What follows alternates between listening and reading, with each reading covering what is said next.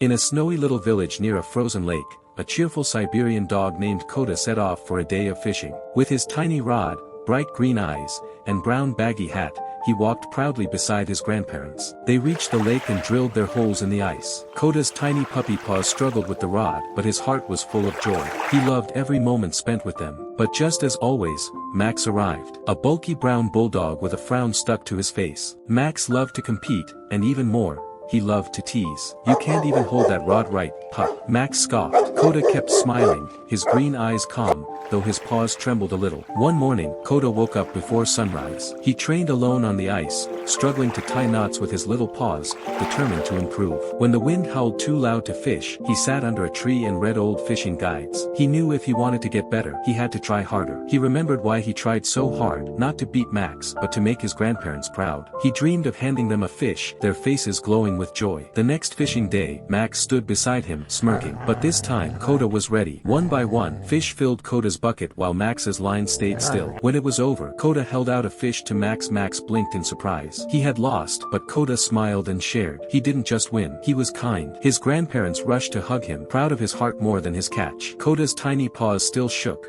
but his spirit never felt stronger. Later, Max sat alone by the lake, staring at the fish Koda gave him. For the first time, his frown started to fade. Maybe Koda had caught something bigger than a fish. As the sun set over the ice, Koda sat between his grandparents, his rod at rest. His hat flapped gently in the wind. He had struggled, but he smiled, knowing he fished with love.